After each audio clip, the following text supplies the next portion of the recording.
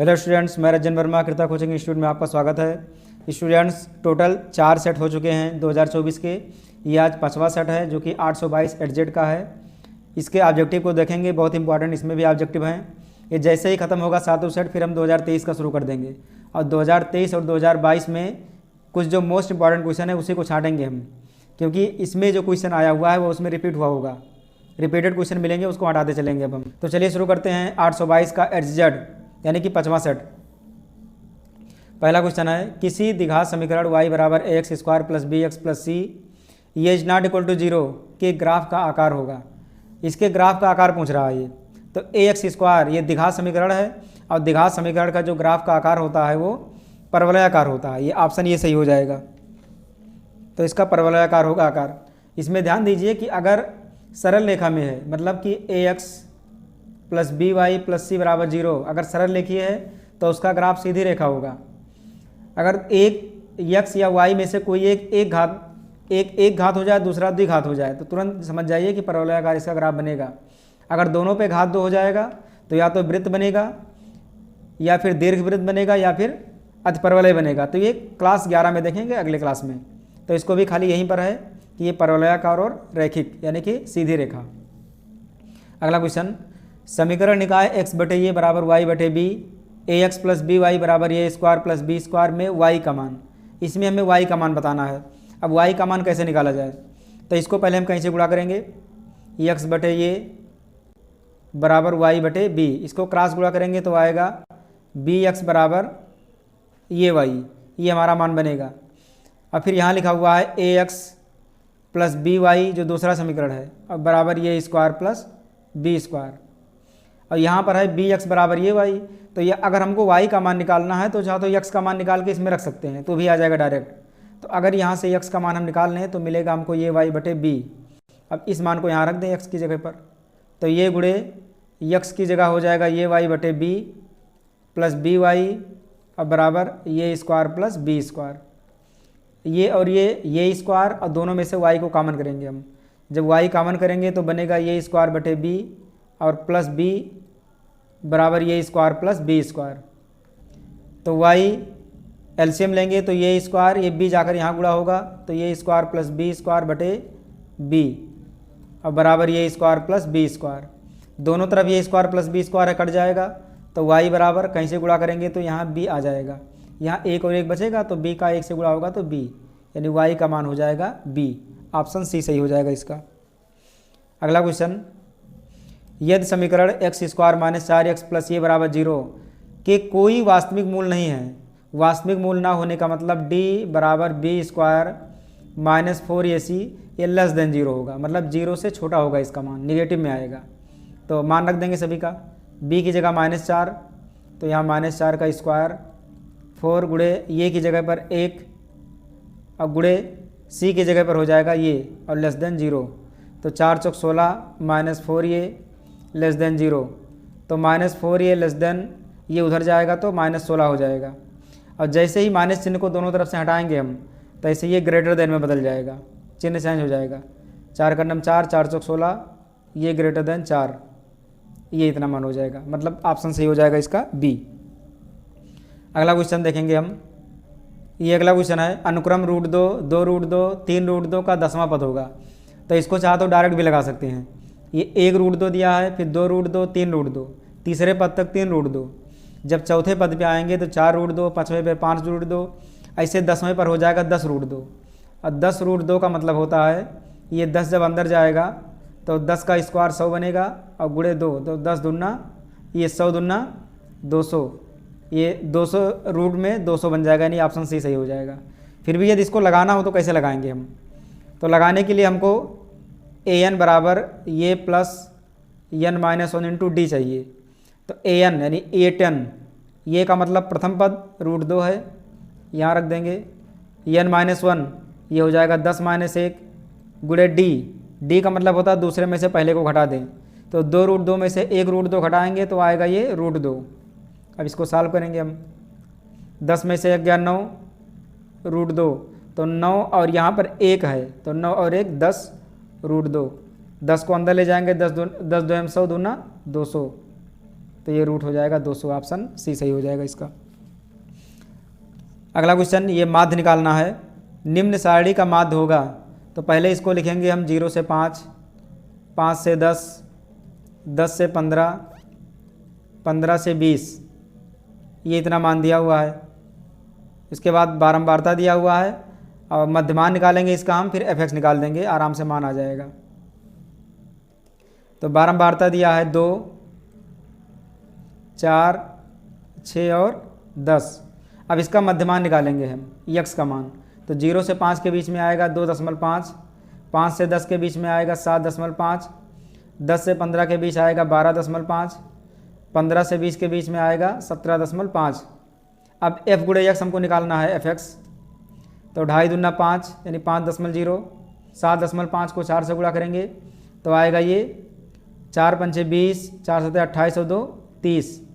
ऐसे 6 से गुणा करेंगे हम, 6 पंचे 30, 6 दूनी 12, 3 15, 6 का नम 6 और 1 7, 75। 10 से गुणा करेंगे तो आएगा ये 175.0, इतना मान बना ये। अब इन सभी को जोड़ देंगे, fx को, सभी जो fx को जोड़ देंगे हम, तो यहाँ तो 0 ही रहेगा। 5, 5, 10, 5, 15, हासिल आया 1, 1, 3, 4, 4, 7, 11, 11 और 7 18, 1 और 1 2, 285 आ गया। बारंबारता को ऐड करेंगे हम, तो 2, 4, 6, 6, 12 और 10 22, ये 22 आ गया। हमको चाहिए समांतर माध्य यानी माध्य x बार बराबर 285/22। दशमलव के बाद 0 का कोई मतलब नहीं है, काट देंगे इसको। तो 11 से कटेगा नहीं, डायरेक्ट काटना पड़ेगा हमको 22 से। तो 22 का नम 22, ये 22 का नम 22 आया, कितना बचा यहाँ, ये बचा 6, तो बन गया 65। अब 22 दूना 44 यानी 12 दशमलव कुछ आएगा, तो 12 पॉइंट, ये लगभग सी वाला सही हो जाएगा, 12.995। अब इसको और आगे भाग कर सकते हैं, 22 को 9 बार पढ़ेंगे तो आएगा, उसके बाद मान आएगा, तो उसको में देखने की ज़रूरत नहीं है। अगर ऑप्शन में है तो शुरुआत के ही अंक को चेक कर लेंगे, सही हो जाएगा वही। अगला क्वेश्चन, यदि त्रिभुज ABC तथा त्रिभुज DEF में AB/DE बराबर BC/FD हो तो वह दोनों त्रिभुज समरूप होंगे यदि, क्या कंडीशन होगा इसमें, कौन से कोण बराबर होंगे। तो हम दोनों त्रिभुज को बना करके और वेरीफाई करते हैं। एक त्रिभुज ये होगा, दूसरा त्रिभुज हमने बना दिया ये। पहला त्रिभुज है ABC, तो यहाँ लिखेंगे ये B और ये C। दूसरा है DEF, यहाँ लिखेंगे D, यहाँ है E और यहाँ लिखेंगे F। अब कह रहा है AB/DE, तो ये भी यहाँ पर है, DE यहाँ पर है, AB/DE, ये भुजा बटे ये भुजा। फिर कह रहा है कि BC/FD, तो BC हमारा यहाँ पर है और FD हमारा यहाँ पर है, यानी चेंज हो गया मान। यहाँ है BC/FD, BC यहाँ पर है और FD हमारा यहाँ पर है, और जबकि होना कहाँ चाहिए था, BC के पास में होना चाहिए था। तो इसका मतलब ये वाला त्रिभुज और ये वाला कोण और ये वाला कोण लेना हमको, ये दोनों, क्योंकि जो दोनों भुजाएं दी होती हैं उसी का कोण हमको लेना होता है समरूप के लिए। तो मतलब कि B वाला कोण और ये D वाला कोण, ये दोनों आपस में बराबर होंगे। B और D बराबर कहाँ पर है, ऑप्शन नंबर D सही हो जाएगा, B और D। अगला क्वेश्चन देखेंगे हम इसी तरह से, शीर्ष 0,4, 0, 0, 3,0 वाले त्रिभुज का परिमाप होगा। परिमाप मतलब तीनों भुजाओं का योग। तो मान ले कोई ये त्रिभुज है, त्रिभुज का एक शीर्ष दिया है 0,4, इसको मान लेंगे ये। दूसरा शीर्ष दिया है 0, 0 मूल बिंदु, इसको मानेंगे B। तीसरा शीर्ष दिया है 3,0। अब इसका परिमाप निकालना है। परिमाप माने तीनों भुजाओं का योग। तो हमको दूरी निकालना होगा, तीनों भुजाओं की दूरी निकालना होगा, यानी कि भुजाओं का माप निकालना होगा। तो पहले ये भी निकालेंगे। दूरी का सूत्र पता है, x2 - x1 का whole square plus y2 - y1 का होल स्क्वायर। तो 0 में से 0 घटाएंगे 0 माइनस x2 - x1 का होल स्क्वायर कर दें डायरेक्ट हम, प्लस और 0 में से 4 घटाएंगे तो -4, और -4 का स्क्वायर 16, तो ये 16 हो गया। 16 का वर्गमूल 4, ये आ जाएगा मान 4 इसका। अब BC से निकाल लेंगे हम। BC 3 में से 0 घटाएंगे 3 और स्क्वायर करेंगे 9, 0 में से 0 घटाएंगे 0, स्क्वायर करेंगे 0, 9 और 0 9, और 9 का वर्गमूल 3। अब AC को निकाल लेंगे, तो 3 में से 0 घटाएंगे 3 आएगा, स्क्वायर करेंगे तो 9, 0 में से 4 घटाएंगे तो 4 आएगा, 4 का स्क्वायर 16, 16 9 25, 25 का वर्गमूल 5, ये तीनों भुजाएं आ गया। ये भी आया 4, BC आया 3 और ये सी आ गया 5। अब परिमाप का मतलब होता है तीनों भुजाओं का योग, तो 4 + 3 + 5 यानी 4 3 7 5 12, 12 मान आ जाएगा। ऑप्शन नंबर सी सही हो जाएगा इसका। नेक्स्ट क्वेश्चन, 3 tan A = 4, तो sec A का मान होगा। कैसे लगाएंगे इसको हम, तो 3 tan A बराबर, ये दिया हुआ है 4, तो tan A बराबर कितना होगा, tan A बराबर हो जाएगा 4/3, मतलब लंब बटे आधार, ये लंब बटे आधार हो जाएगा। अब पाइथागोरस का इस्तेमाल करेंगे, अब हम पाइथागोरस का उपयोग कर लें। तो लंब है 4 और आधार है 3, तो हमको कर्ण निकालना है। पाइथागोरस से निकालेंगे तो कर्ण आएगा 5। हमको चाहिए sec A का मान, तो sec A काश ये होता है आधार बटे कर्ण, तो sec A हो जाएगा कर्ण बटे आधार, कर्ण बटे आधार। तो कर्ण है 5 और आधार है 3, 5/3। आंसर से ये हो जाएगा D, 5/3। अब देखेंगे अगले वाले क्वेश्चन को हम। ये क्वेश्चन है, यदि tan α + cot α = 5, तो tan² α + cot² α का मान, इसको कैसे लगाया जाएगा। तो इसमें सिंबल हमें होल स्क्वायर का सूत्र लगा देना है बस। ये दिया है tan α + cot α बराबर 5 दिया है, हम इसी का होल स्क्वायर कर देंगे, दोनों पक्षों का वर्ग कर देंगे, तो ये +b का whole square, tan² α + cot² α plus 2ab यानी 2 tan α × cot α बराबर 5 का स्क्वायर 25 हो जाएगा। हम इसको ऐसे लिखा रहने देंगे, tan² α + cot² α। अब प्लस इसको हम तोड़ देंगे, तो 2 tan α ऐसे रहेगा, काट होता है tan का अल्फ़ा, तो हो जाएगा 1/tan α बराबर 25। अब इसमें tan से tan कैंसिल हो जाएगा, तो इसको हम tan से tan काट देंगे, तो आया tan² α + cot² α बराबर ये 25 है, और यहाँ पर बचा 2, 2 उधर जाएगा तो -2, 25 में से 2 घटेगा 23। ऑप्शन सी सही हो जाएगा। हमको यही निकालना ही था, tan² α + cot² α। ये अगला क्वेश्चन है, यदि sin θ बराबर cosec θ तथा 0 < θ < π/2, तो थीटा का मान, यानी sin θ बराबर cosec θ, ये दोनों लिखे हुए हैं, तो ये किस मान पर दोनों मान बराबर होंगे। अगर 0 रखेंगे तो sin 0 का मान 0 होता है, लेकिन cosec 0 का मान इनफाइनाइट होता है, बराबर नहीं होगा। π/4, sin 45 का मान होता है 1/√2, cosec 45 का मान √2/1, यानी इसका उल्टा होता है। π/2 रखेंगे तो sin 90 का मान होता है 1, ऐसे cosec 90 का मान भी 1 होता है, cosec 90 का मान भी होता है 1, यानी दोनों पर बराबर हो जाएगा। ऑप्शन सी सही हो जाएगा इसमें। यह है, एक बिंदु Q से एक वृत्त पर स्पर्श रेखा की लंबाई 24 सेंटीमीटर तथा Q की वृत्त के केंद्र से दूरी 25 सेंटीमीटर है, तो वृत्त की त्रिज्या, तो हम वृत्त बनाएंगे, अभी क्लियर हो जाएगा। ये हमने बना दिया वृत्त, इसका केंद्र होगा वो, इसका केंद्र हम मान लें वो। यहाँ दिया है Q, एक बिंदु Q से वृत्त पर स्पर्श रेखा की लंबाई 24 सेंटीमीटर। यहाँ पर कोई बिंदु Q है, यहाँ से वृत्त पर स्पर्श रेखा, ये मान लो स्पर्श रेखा वृत्त पर, और इसकी लंबाई दी है 24 सेंटीमीटर, यहाँ तक है ये 24 सेंटीमीटर। अब वृत्त की केंद्र से दूरी 25 सेंटीमीटर है, केंद्र से दूरी मतलब यहाँ से इसकी दूरी है 25 सेंटीमीटर, तो हमको बताना है त्रिज्या, हमको ये बताना है त्रिज्या कितना होगा। ये दिया है 25 सेंटीमीटर, तो हमको ये त्रिज्या बताना है, तो पाइथागोरस लगा देंगे। ये लंब होता है 90 अंश, कर्ण ये है, ये आधार है, ये लंब है, पाइथागोरस लगा देंगे।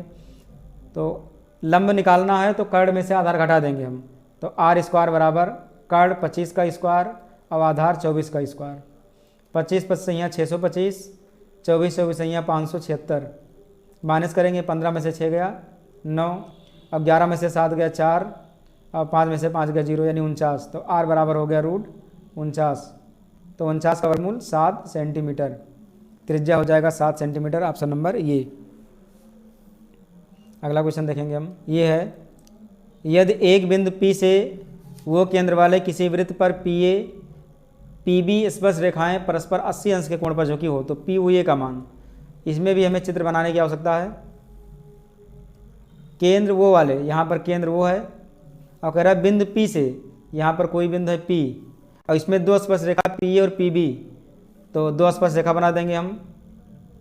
एक हो जाएगा यहाँ पर और दूसरा स्पर्श रेखा हो जाएगा यहाँ से यहाँ पर, PA और PB। यहाँ लिख देंगे ये हो जाएगा PA और यहाँ लिख देंगे PB।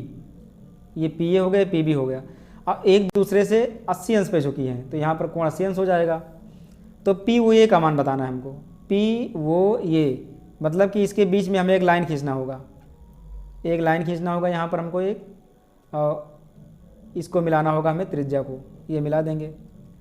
तो हमको बताना P वो ये, मतलब ये कोण हमको बताना है, ये कितना होगा। तो इसमें ध्यान से देखेंगे हम कि अगर ये 80 अंश का कोण है ये, तो इसका आधा होगा ये 40 अंश, आधा हो जाएगा 40, और ये कोण होता है 90 अंश, क्योंकि स्पर्श रेखा पर अगर केंद्र द्वारा स्पर्श बिंदु पर रेखा खींचा जाए, लंब खींचा जाए, रेखा खींचा जाए तो ये लंब होता है, तो ये समकोण हो जाएगा 90। तो 90 40 और ये कितना 9 4 13 130 अंश, ये दोनों मिला के 130 है, और 180 में से अगर 130 घटा देंगे तो कितना बचेगा 50 अंश, मतलब ये वाला कोण हो जाएगा 50 अंश। ऑप्शन बी सही हो जाएगा। R त्रिज्या वाले वृत्त के उस त्रिज्यखंड का क्षेत्रफल जिसका कोण थीटा है होगा। तो थीटा कोण है थीटा बटे 360 पाई आर स्क्वायर, ये सिंपल क्वेश्चन है। अब इसमें देखेंगे ऑप्शन कहीं मिल रहा है, तो थीटा बटे 360, बटे के नीचे 360 यहाँ पर है, लेकिन पाई आर स्क्वायर चाहिए, पर यहाँ पर है 2 पाई आर। तो पाई आर को ढूंढेंगे हम, एक पाई आर स्क्वायर यहाँ पर है, एक पाई आर स्क्वायर यहाँ पर है, पर यहाँ पर 180 है तो ये होगा नहीं। यहाँ 720 है लेकिन 2 से गुणा भाग करा है, अगर इसको 2 से गुणा 2 से भाग कर देंगे हम तो 2 यहाँ आ जाएगा, और ये 36 दूना 72 यानी 720, बी ऑप्शन सही हो जाएगा। ऑप्शन हो जाएगा बी सही। एक ठोस पाइप का व्यास 4 सेंटीमीटर है तथा उसकी लंबाई 20 सेंटीमीटर है।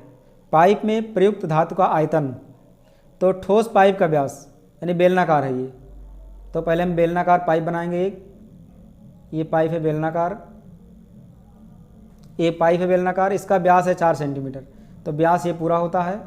अगर त्रिज्या निकालेंगे तो इसका आधा होगा 2 सेंटीमीटर, इसकी लंबाई 20 सेंटीमीटर है, यानी इसको हम ऊंचाई मानेंगे 20 सेंटीमीटर, ये पूरा ऊंचाई 20 सेंटीमीटर है।